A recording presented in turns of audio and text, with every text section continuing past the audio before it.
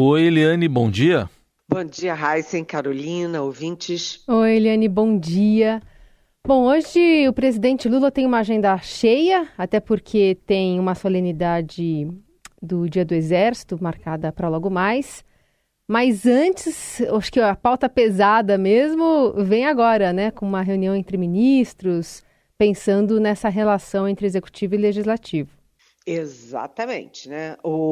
Inclusive, o ministro da Fazenda, o Fernando Haddad, que estava na reunião nos Estados Unidos, na reunião do G20, antecipou a volta para o Brasil. Curiosamente, ele volta para São Paulo, então há uma certa dúvida ainda se o Haddad irá ou não nessa reunião. Mas se ele voltou antes, a grande possibilidade é que ele vá. Vou De fazer qualquer uma jeito, paradinha, né? com o Alguma Haddad ou escala. não, vai ter um representante do Ministério da Fazenda na reunião. Então, vamos lá. Os líderes no Congresso, né, tanto na Câmara, no Senado, quanto no Congresso, vão, né, o representante do Haddad vai, né, os ministros Rui Costa, Alexandre Padilha, enfim. Para que é essa reunião do Lula? Essa reunião do Lula é exatamente para dar um chacoalhão no governo para tentar botar a casa em ordem, porque a semana demonstrou um grau de beligerância entre Câmara e governo muito grave, né? A relação está muito deteriorada e mais, né? Houve muitas reações e muitas notícias ruins na economia. 2023, o governo não teve grande marca, grandes sucessos, e o grande troféu foi na economia, com os indicadores econômicos muito bons, né? A previsão de crescimento superior, maior do que estava se esperando, mas 2024 nada, né? E essa semana teve aí a questão fiscal.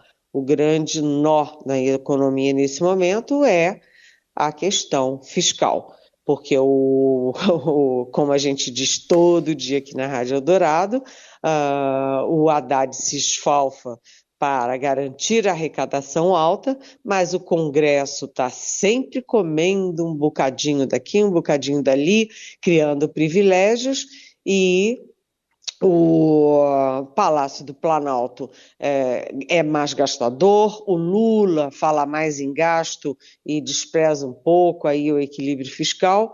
Então, está tudo muito desarrumado. Essa semana foi uma semana de conflitos, de troca de farpas, de aprovação na CCJ do Senado de um projeto muito grave para o governo, enfim. O Lula está querendo botar um pouco a casa em ordem e restabelecer o contato com o vizinho Congresso Nacional. É possível que depois da reunião tenha pelo menos uma versão oficial do que foi discutido. De qualquer jeito, a reunião não será muito longa, porque o Lula vai para a solenidade do Exército, ele tem ido a essas manifestações, esses eventos militares, né? Mas, de qualquer jeito, é uma reunião importante.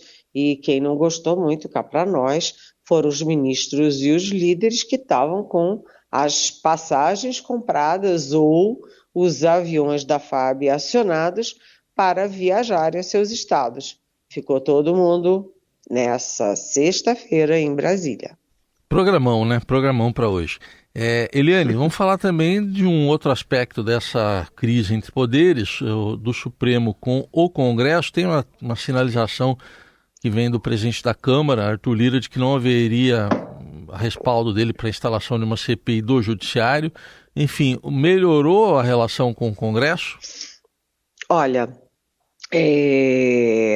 o Arthur Lira, ele é muito criticado por todos os lados, né? Nós mesmo criticamos o Arthur Lira, mas agora eu vou fazer um pouquinho do advogado do diabo ao contrário, porque eu vou dar aqui as versões do Arthur Lira e do pessoal, dos amigos, do entorno do Arthur Lira.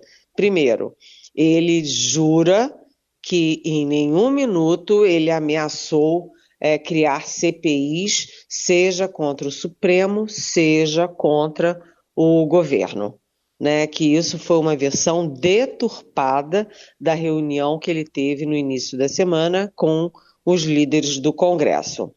Segundo, o Arthur Lira mantém a disposição de, como em 2023, ajudar a pauta econômica do governo. É como ele diz, né? A pauta econômica não é só de um governo ou do outro, é uma pauta de interesse do país e ele sempre ajudou a pauta econômica. Mudou o governo e ele continuou ajudando a pauta econômica. Além disso, o Arthur Lira está muito chateado, muito irritado com as versões de que ele é uma espécie de coronelzão do Nordeste, que ele vive com a faca no pescoço do presidente, do Supremo, e agora ele está fazendo um caminho inverso, né? Ele está dizendo o seguinte, que não é ele que provoca, ele é provocado.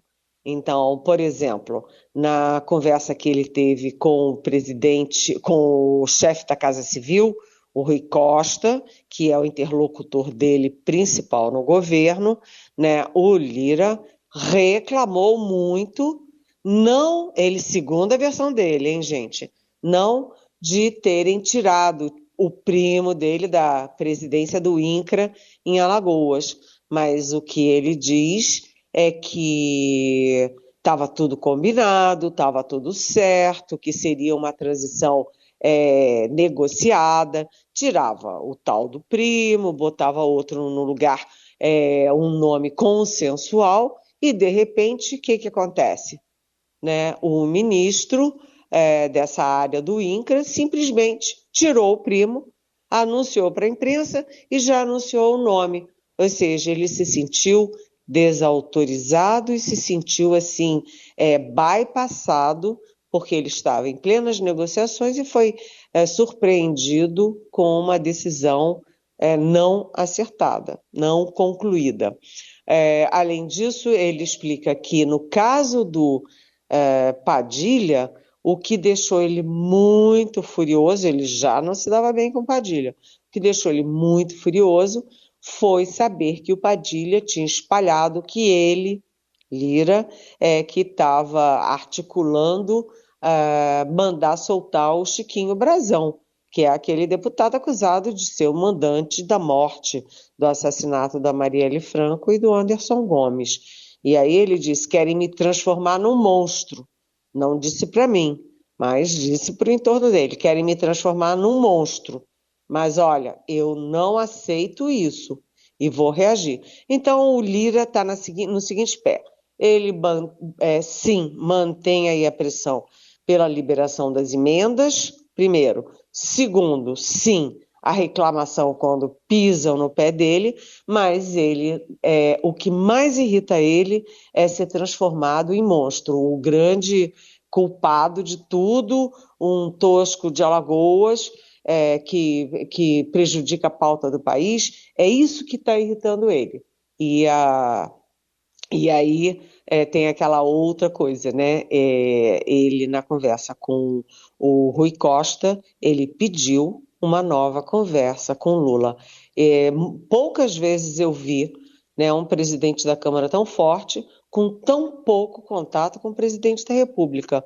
O último encontro de Lula e Lira foi em fevereiro, olha, e muita água rolou desde então. Agora, só para concluir, as relações do Arthur Lira com o Supremo, essas vão de vento em popa, porque o Supremo mandou, vamos dizer assim, uma tropa de choque conversar com o Lira e abaixar aí a fogueira. Deu certo, viu? Eliane Cantanhede, de Brasília. para colocar foco um pouco na política internacional, o secretário de Estado dos Estados Unidos, Antony Blinken, disse agora há pouco que o país não está envolvido em operações ofensivas no Oriente Médio na esteira da suposta tentativa de ataque de Israel contra Isfahan, no Irã. Em coletiva de imprensa em Capri, no sul da Itália, após a cúpula de ministros das Relações Exteriores do G7, o chefe da diplomacia americana acrescentou que os Estados Unidos trabalham por uma desescalada na tensão do Oriente. A gente ouve um trecho da fala. I'm not going to speak to that, except to say that the United States has not been involved in any offensive operations. What we're focused on, what the G7 is focused on, and again it's reflected in our statement and in our conversation, is our work to de-escalate tensions, to de-escalate from any potential conflict. You saw Israel on the receiving end of an unprecedented attack, but our focus has been on, of course, making sure that Israel can effectively defend itself, but also de-escalating tensions, avoiding conflict. Dizendo que os Estados Unidos não estão envolvidos nas operações ofensivas de Israel, né? Não diz também se Israel avisou antes desse ataque ao Irã e que estão comprometidos com a segurança e a desescalada de Israel. Bom, a gente está falando disso por conta da notícia, né, que foi confirmada desde ontem, da madrugada de sexta, explosões que foram registradas perto de uma base militar na cidade de Isfahan, no Irã, também ali tem perto a usina nuclear. Apesar de o governo iraniano ter sido evasivo quanto às causas do evento, militares dos Estados Unidos disseram à imprensa americana que esse se tratava de um ataque israelense em resposta ao lançamento de mais de 300 drones e mísseis em direção ao país no fim de semana. Eliane, qual que é o papel do Brasil, especialmente do chanceler Mauro Vieira, nessa tensão que está estabelecida? Ontem, né, quando estourou a história, porque quem deu primeiro foi a ABC dos Estados Unidos. Estourou a história, eu estava ao vivo na Globo News e ficou todo mundo, e agora? O que a gente faz, né?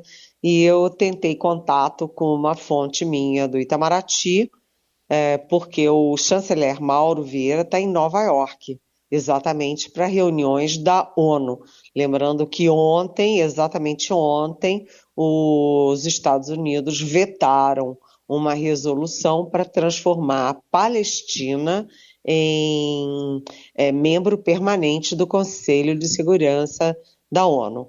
E, enfim, vários países estavam apoiando, mas os Estados Unidos, com um único voto, conseguiu vetar essa resolução. E o Mauro Vieira estava lá, em Nova York. Todo mundo do Brasil, cansado à beça, dormindo. Então, eu acordei uma fonte lá em Nova York e a decisão do Mauro Vieira é o seguinte: vamos todos dormir, as informações ainda estão muito precárias. Naquele momento não se sabia se tinha havido ou não ataque, qual era a gravidade, a extensão do ataque, qual seria a reação do Irã, né? E aí o Mauro Vieira convocou essa reunião hoje de manhã da equipe dele, aliás, uma reunião na própria sede da ONU para, enfim, o Brasil tomar uma posição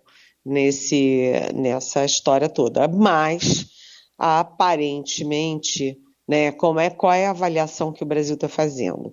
Assim como o Irã reagiu, mas reagiu de uma forma muito peculiar, né, porque mandou os drones, os 300 drones, avisando 72 horas um monte de países, ou seja, fez chegar aos ouvidos de Israel, a tempo de Israel se proteger. Os drones levam 9 horas para sair do Irã e chegar até Israel, na tempo super suficiente do sistema de defesa de Israel segurar os drones, da mesma forma que o Irã atacou sem atacar, tipo assim, olha, eu tenho que fazer alguma coisa, mas não quero agravar a situação.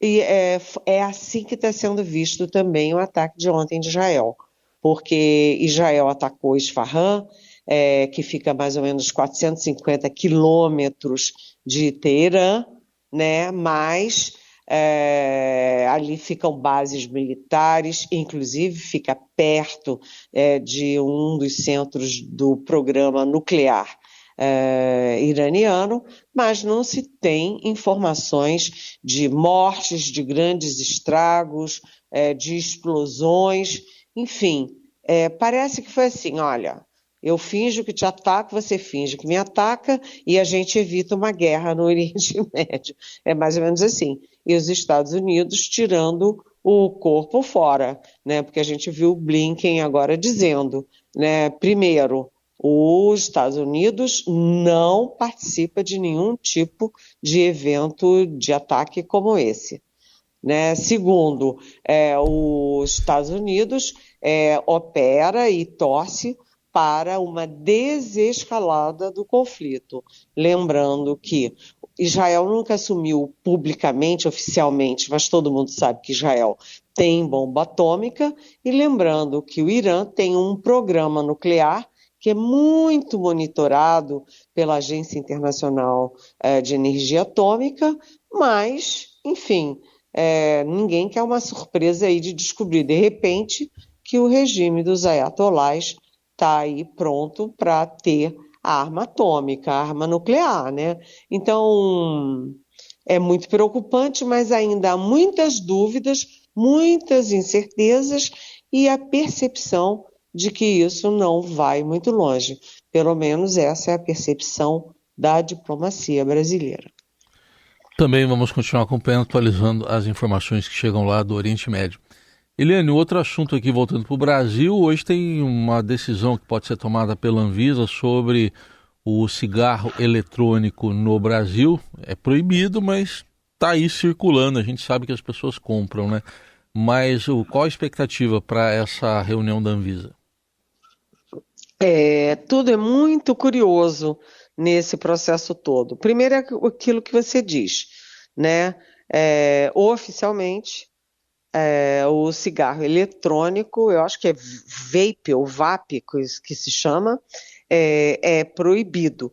É proibida a comercialização, a produção, a importação, né, a circulação, é todo 100% proibido, mas todo mundo sabe que os cigarros eletrônicos circulam por aí, né? A Anvisa é o órgão que cuida da saúde pública, né? Então ela tem que ver se o cigarro faz mal à saúde ou não. Se há episódios aí de aumentar câncer, não aumentar câncer, etc, etc. Se faz mal ao pulmão, se não faz mal ao pulmão. Mas, dessa vez, a Anvisa fez um processo muito diferente, porque, inclusive, fez consulta popular, fez uma pesquisa de 37, que deu o seguinte, 37% dos brasileiros, dos pesquisados, são contra o uso e 59% são a favor do uso, da liberação. Então, eu estou muito curiosa nessa história, menos pelo resultado, mas eu estou querendo entender como é que é esse processo da Anvisa de fazer consulta popular sobre uma decisão que tem que ser técnica e voltada para a saúde. Então, vamos prestar atenção nisso, vamos ver o que dá e vamos conversar mais um pouquinho sobre Anvisa, cigarro eletrônico, saúde, na semana que vem.